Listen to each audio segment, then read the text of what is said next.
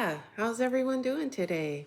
I hope you were able to do some kind of a morning routine by getting up and taking your breaths of fresh air and using your I am statements and starting your day off on the right foot, some gratitude. Ground yourself with Mother Earth, let her know you're here and you support her. I know my husband supports her. He's out right now putting up another bird bath, and he wants a bird, bug, bee, butterfly nature sanctuary in our backyard, and he's doing a fabulous job of it. He gets excited when he attracts different types of birds or bees and bugs, insects. Bill the backyard bug man.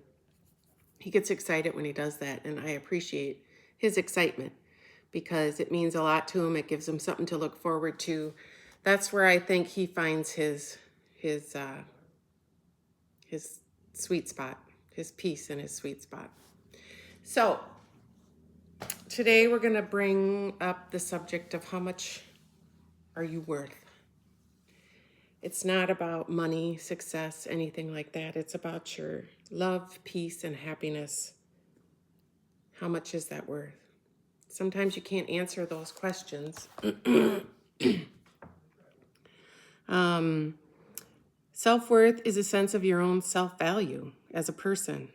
Most of our self-esteem is driven by external circumstances, how much people like you, how much you can accomplish, how much you do, what grades you get, how far you go in school, how many friends you have. No. We often base our self-worth on some societal standard of worthiness or enough that we can never achieve, not good enough, not happy enough. Do I have enough success? Do I make enough money? Am I beautiful enough, smart enough? Am I worthy? These questions never stop, and we never seem to feel like we're worthy or enough. There's always something we have to work on, always some unmeasurable standard that we cannot keep up with. It's an unmeasurable standard that you've given yourself or you've put forth. It's not a real one. When you allow your self-worth to become determined by external things, like love, friendship, money, success, you're giving up control of your own life. This means that you're going to make decisions every single day based on what other people think instead of what you think. So you're living your life for others instead of yourself. So you'll end up living a defensive mindset, all because you have low or no self-worth. It's excruciating, it's exhausting. Can't do it. Every day you're giving up yourself to live for others who really doesn't bother them. They're not looking at it. I don't want to say care, but they really don't. You're not on their radar. Social media is terrible about this. They have a way to measure how worthy you can be. You compare yourself to someone on social media who has all the things to Photoshop, edit, delete. They have all that at their access. It's not true life. Not everything is what it seems on social media because of all the fake stuff that they put on there to make themselves look good, when on the inside they're so incredibly insecure. How many people on social media have you noticed, that just all of a sudden drop out or have to have drugs or go into some kind of mental depression or anxiety? You have to believe, if you start living by this, if you don't believe that you're worthy of good things, then you will not allow good things to happen to you. You can't live a life running someone else's race. You're on your own path, and sometimes that path can be rocky, longer than those of others, but it's yours, and it is still a great path. Everybody is different, and therefore everyone's path will be different. Some people will have it more difficult at times, but that doesn't mean they are any less worthy. What do you think of that? Everyone's life is different. Tend your own garden. Mind your own business. That reminds me of this first chapter in this book, Change your mind, your life will follow. Her first chapter is Tend Your Own Garden. MYOB. The irony is we don't like to tend our own garden. We like to worry about everyone else, and we like to worry about what everybody thinks. It's a difficult thing to not worry about that. I 100% understand that. 100%, because there are judgmental and critical people out there who are willing to throw their judgment and criticism in your face, and that's wrong. But in your quiet time, in your peaceful time, you build up your self-worth. Build it up. You are a good person. You're sweet, you're kind, you're lovable, you're funny, you're all those things, and that's all that matters. Nobody else's opinion matters. You didn't ask for it, so it's not their right to give it. You have to believe it. You can't expect others to believe in you if you don't believe in yourself. You won't get that job you don't think you're good enough. You won't get all the opportunities. You have to have confidence in yourself. When you believe you deserve the very best in this world can offer, you start to live your life that way, based on your standards.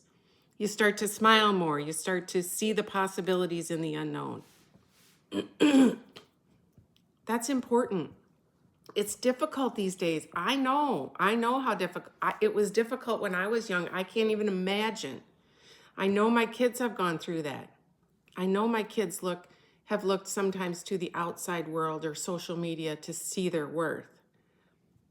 And I wish there was a button I could push that would just stop it and they would know their self-worth. I just do. So I try to, at all times, build them up when I can. But I know sometimes coming from a mom, it's like, oh, moms are supposed to say that or dads are supposed to say that. But I mean it from the bottom of my heart. Therefore, this leads to surrounding yourself with people that are good for your self-worth. Please do not surround yourself with people who are bad for your self-worth. No matter what, no matter if you think they are the greatest person on earth, if they cannot be in your life to encourage you and to love you just the way you are, it's not worth it. Trust me. Trust me. I don't want you to have regrets about this. I really don't.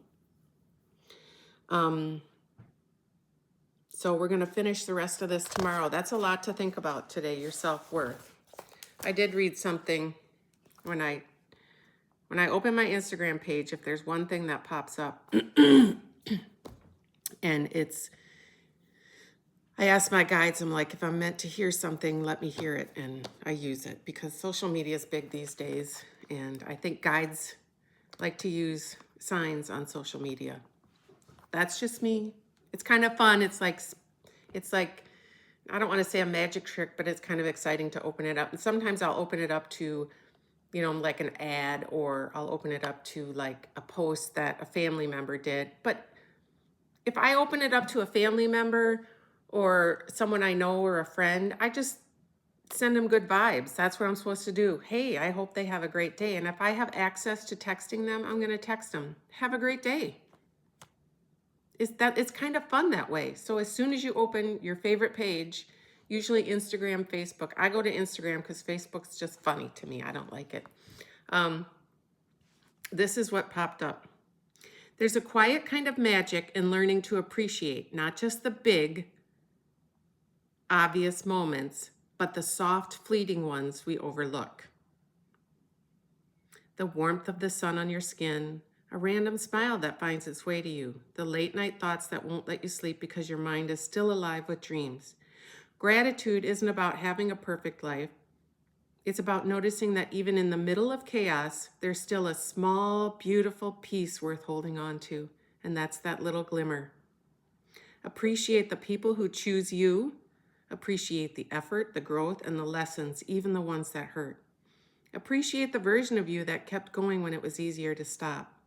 Because life isn't waiting for some final destination to finally feel meaningful. It's already happening in these tiny, ordinary moments. And maybe the real transformation begins the moment you start seeing, the extraordinary. Isn't that beautiful? That's what your gratitudes are. Little things. Little things. I talk to things. Hey, bird, if a bird lands on one of my feeders, or an ant or a bug, little things. I appreciate you. Thank you. Smile at people. Laugh with people. Life is meant to be fun. Life is meant to be enjoyed. Do it on your terms. Your terms. You're in control of you. You. Please try not to let anyone snuff you out like that. If they do, you come to me, text me, DM me, call me, which is even better, visit me, which is the best, because I'll feed you cookies and we'll sit down and we will talk about how wonderful you are. I hope you find joy, and I hope you find that peace, and I hope you laugh till your stomach hurts today. Have a great one. Love you.